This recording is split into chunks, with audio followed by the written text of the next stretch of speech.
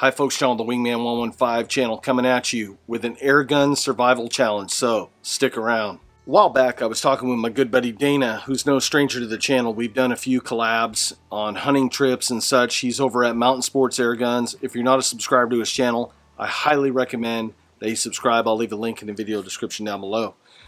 We were talking about budget-friendly airguns in a survival situation. So Dana reached out to Crosman. Crosman was happy to send us two Crosman 362s. These are 22 caliber and these are multi-pump pneumatic air guns, and we're gonna do a survival challenge video with these air guns. So you're probably looking at the 362 saying, John, that isn't a stock air gun, and you're exactly right. I was doing some testing with the air gun before we do this video shoot, and I was running across the chrony to try to get some numbers. That way I know the effective range of the air gun and what sort of animals to hunt and such. I started getting just crazy numbers. They were all over the place, and I'll leave a photo right here of the chrony testing, and you could see it. I was started out in the 600s and it went down to 300s, and it was just all over the place. At one point I had a pellet just fall out of the barrel, and I was wondering what the heck was going on.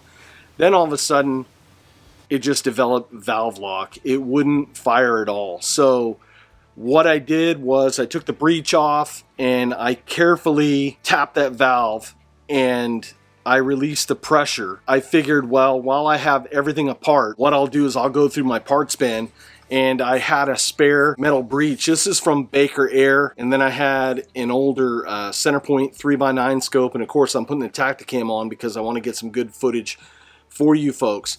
But I was thinking, what was the root cause of the problem? Why did it have valve lock, and why was it just shooting different velocities all over the place with only doing 8 pumps?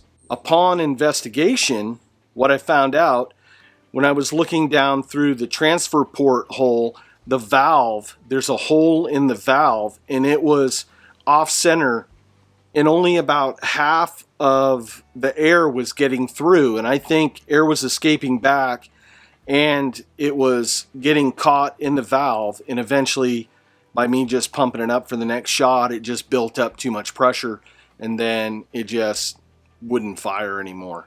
So when I put the steel breech on, I came out and I test fired it. I probably shot about 30 shots through it, and it worked fine. Then I put the scope on it. I'm going to be sighting it in later on before we get out in the field. I figured folks are going to be putting aftermarket parts on these air guns anyway, so why not just do it now? And I would showcase it out in some real world testing. Today I ran it through the chrony again, and I got a lot better numbers. I was averaging between 630 to the mid 640s, which isn't bad. We're looking at somewhere between 12 and 13 pounds of energy, and I'm using the Crosman Premier 14.3 grains out of this. These seem to work pretty good in a variety of different air guns, and they're relatively cheap and affordable to use for 500 rounds. So if you're wondering what sort of pellet to get, check it out. This one works pretty good for me. It may work good for you. This collab is pretty simple. He's gonna hunt in his proving grounds where he hunts all the time. He's able to hunt tree squirrels up there, jackrabbits, cottontails, and such. I'm gonna be doing high desert hunting down here, and that's mostly just cottontails and jackrabbits. We can't hunt tree squirrels down here, and they're few and far between anyway. I wouldn't do it. I'm gonna look also if it's any sort of bird season, pigeon, quail, whatever, and if we can legally pursue that sort of game, we're gonna do it. And then we're gonna do our collaboration and make one big video out of it for you. We'll probably feature it on both of our channels. So it's gonna be something to look for here in the near future. I was really amazed just out of the box when I first saw this air gun, one being tested on the internet and two looking at photos. I was just thinking for the price point around 99 bucks that it was just gonna be cheap, plastic, just have a cheap build to it. And you know what? I'm glad to admit it. I was wrong. The stock on this actually is pretty stout. You don't have that hollow ringing of the Liberty Bell. The grips were very ergonomic, and once I fixed the issue with the valve and the transfer port, I've had no problem with pumping this up. Now, the active cycle on this is between 3 and 8 pumps. It's not like the old days where we got to pump them up to 10 and all that good stuff. We're getting a lot of good energy out of these air guns now with no more than 8 pumps. So that's going to work out really good if I'm out there pursuing game and I have to do a quick follow-up shot. I don't have to sit there and tire myself out.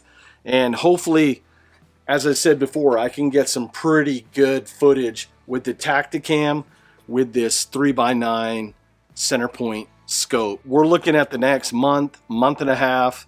Then we're going to deep dive into it, and then we're going to just try to blow your socks off with just a nice story, high production value for you guys, just to show you the capabilities of these air guns. And we're always trying to find stuff that's affordable. Hey, we know times are tough and we got to stretch that dollar as far as we can. And we're looking at options for you guys. The jury's out right now, but we're going to test it and we're going to come back with some honest feedback for you folks. I thank you so much for watching, and I'll see you on the next video. Now get out and shoot your air guns. Let's have some fun.